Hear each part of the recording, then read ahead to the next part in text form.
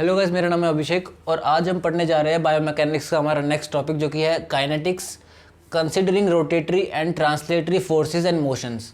अब काइनेटिक्स हमें पता है कि स्टडी ऑफ फोर्सेस, उन फोर्सेस की स्टडी जो कि मोशन क्रिएट करते हैं उसको हम काइनेटिक्स बोलते हैं, ये हमें पता है। ठीक है, तो अब बॉडी में एक तो रोटेटरी और एक ट्रांसलेटरी मोशंस होते हैं। तो अब हम कंसिडरिंग रोटेटरी और ट्रांसलेटरी फोर्सेस को कंसिडर करेंगे। ठीक है, तो अभी तक हमने क्या समझा है कि लीनियर मोशंस आर डिस्कस। अभी तक लीनियर मोशन हमने डिस्कस कर चुके हैं, ट्रांसलेटरी मोशन जो है वो हम डिस्कस कर चुके हैं। लेकिन बॉडी में ज़्यादातर जो मोशंस होते हैं, ये भी हमने पहले डिस्कस किया हुआ है कि ज़्यादातर जो मैक्सिमम मोशंस जो बॉडी में होते हैं वो रोटेशनल एंड कर्वीलिनियर मोशंस होते हैं। Rotational and curvilinear motions are more common in human body. ठीक है, तो अब हम समझते हैं टॉर्क या मूवमेंट ऑफ फोर्स। टॉर्क हमने समझा था पहले कि torque force into perpendicular distance, force times perpendicular distance को हम टॉर्क बोलते हैं।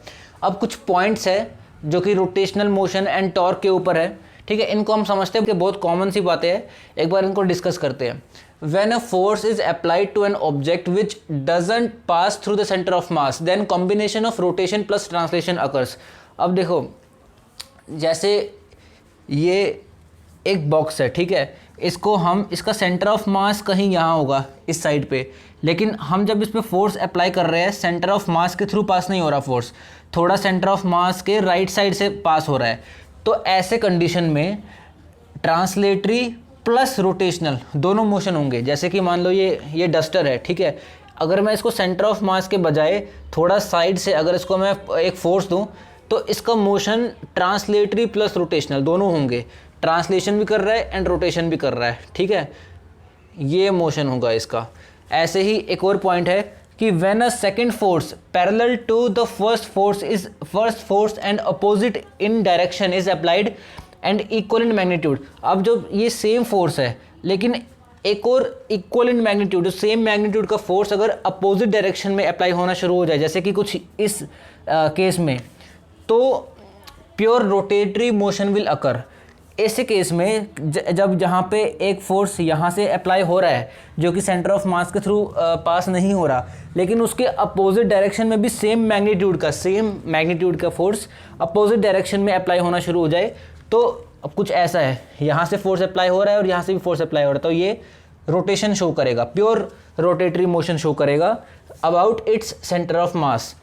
If the object is if the object is unconstrained, rotation of the segment will occur around the point midway between the two vectors। वही बात है कि अगर कोई और फोर्स इसके ऊपर अप्लाई नहीं हो रहा, प्योरली सिर्फ ये दो equal and opposite forces apply हो रहे हैं इसके ऊपर, तो ये प्योर रोटेशनल मोशन शो करेगा about its centre of axis या centre of mass between the two vectors. अब एक और पॉइंट है कि if the object is constrained by one finger, अगर हम इस ऑब्जेक्ट को, जैसे ये एक ऑब्जेक्ट है, इसको हम कंस्ट्रेन कर दे, मतलब रोक दे एक फिंगर से, मतलब कि इस वाली फिंगर से हमने इसको रोका हुआ है, कोई फोर्स कोई मूवमेंट नहीं हो रही इस फिंगर से, सिर्फ हमने कंस्ट्रेन करके रखा है, मतलब रोक के रखा हुआ है इस जगह से, इस फिंगर से।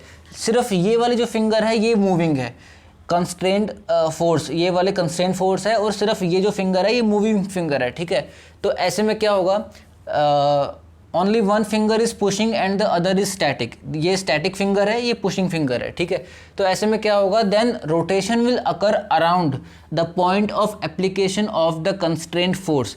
अब जैसे कि ये है, ठीक है, अब ये वाला फोर्स जो है ये कंस्ट्रेंड है।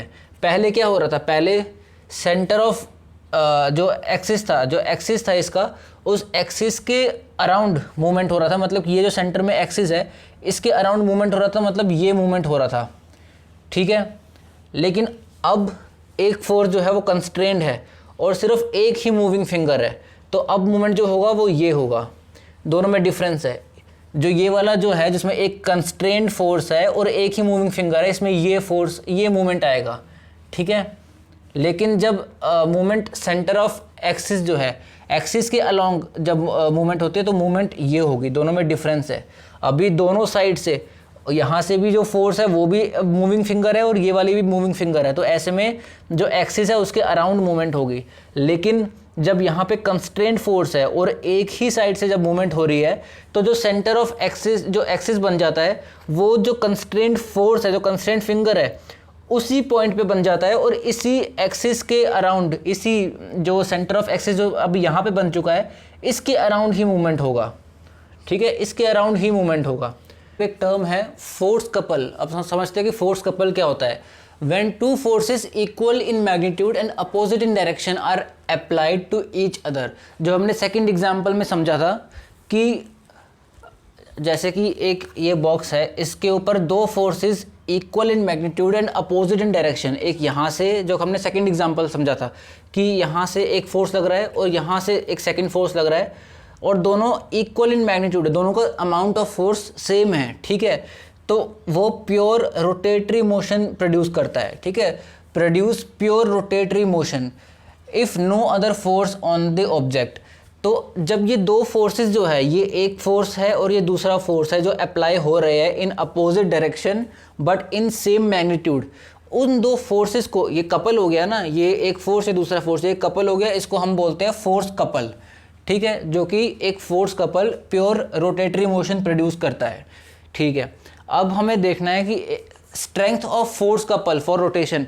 एक फोर्स कपल की स्ट्रेंथ ऑब्वियसली हम टॉर्क से बताएंगे कि टॉर्क तो बताता है ना कि हमें कितना ज़्यादा फोर्स लगाना पड़ रहा है या कितना कम फोर्स लगाना पड़ रहा है एक पर्टिकुलर परपेंडिकुलर डिस्टेंस के लिए। ठीक है, तो इसलिए एक फोर्स कपल जो रोटेशन प्रोड्यूस कर रहा है उसकी कितनी स्ट्रेंथ है, कितनी ताकत से वो रोटेट हो रहा है, वो टॉर्क से बताएंगे, या टॉर्क को हम मूवमेंट फोर्स भी बोल देते हैं। ठीक है, जिसका साइन ये होता है, जो हमने पहले डिस्कस किया था कि टाउ ये साइन होता है इसका।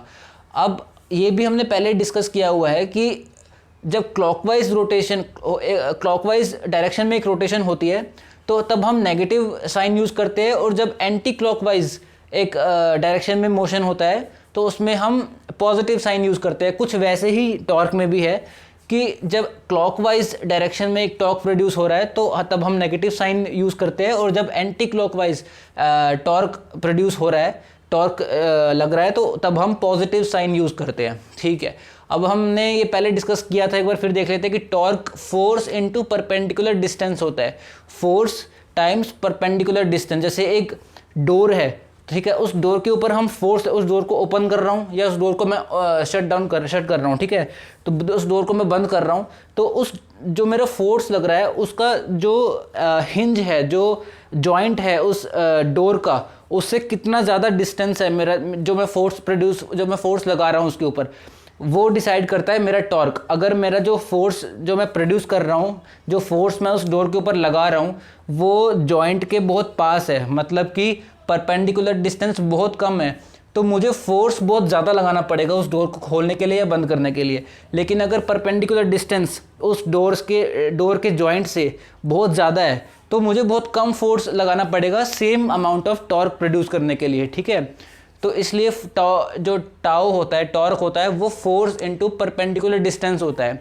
Perpendicular distance, shortest distance between two force vectors. ठीक है, since perpendicular distance is also known as movement arm. जो परपेंडिकुलर डिस्टेंस जो हमने देखा, ये हमने पहले डिस्कस किया है, उसको हम मूवमेंट आर्म भी बोलते हैं। तो इसलिए टॉर्क को हम फोर्स टाइम्स मूवमेंट आर्म भी बोल सकते हैं, जिसका यूनिट न्यूटन मीटर होगा। फोर्स का न्यूटन एंड मूवमेंट आर्म तो डिस्टेंस हो गया तो मीटर, इसलिए इसका टॉर्क का जो यूनिट होता है वो होता है न्यूटन मीटर। अब हम समझते हैं angular acceleration and angular equilibrium.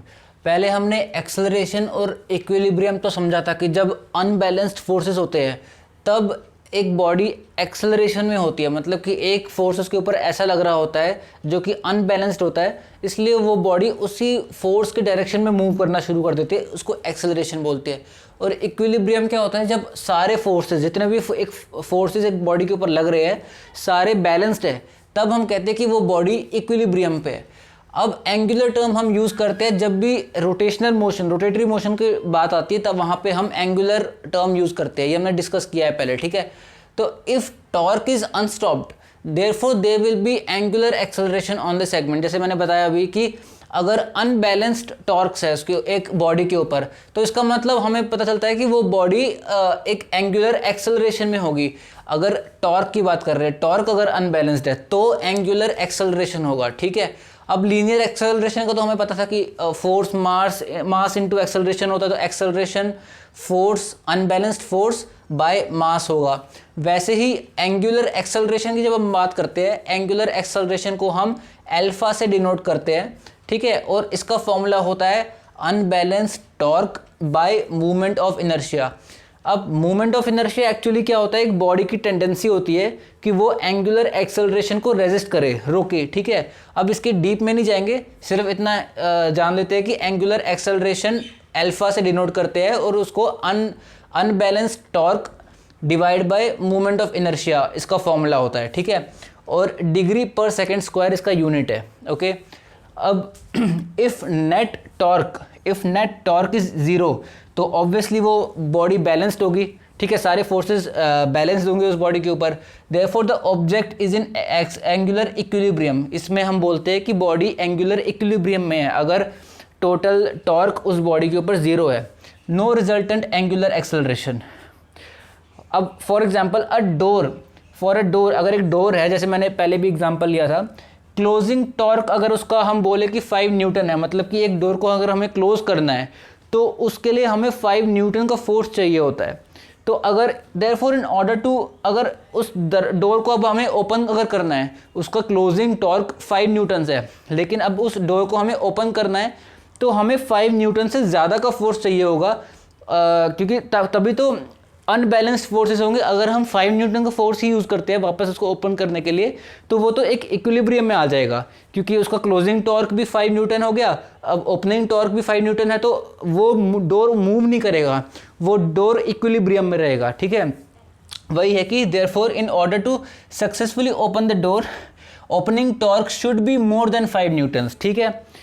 If force applied nearer to the hinges, ये मैंने पहले भी बताया था कि अगर जो हिंजेस है या फिर जो जॉइंट है उस डोर के, अगर उसके पास में फोर्स हम अप्लाई करते हैं एक डोर के ऊपर, तो जो परपेंडिकुलर डिस्टेंस है उस जॉइंट से जो फोर्स अप्लाई हो रहा है उसके उनके बीच में, तो वो बहुत कम हो जाएगा, ठीक है। तो perpendicular distance is decreased, therefore more force is needed, क्योंकि टॉर्क हमें जो जितना मिनिमम टॉर्क एक डोर को ज़रूरत है ओपन करने के लिए या क्लोज करने के लिए, वो तो उतना ही रहेगा, ठीक है। अब उसमें अगर परपेंडिकुलर डिस्टेंस कम होता है तो हमें ज़्यादा फोर्स लगाना पड़ेगा।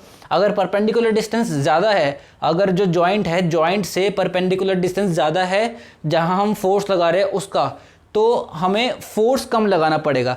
तो इस केस में जब परपेंडिकुलर डिस्टेंस कम है तो therefore more force is needed to close the door, ठीक है। Thank you.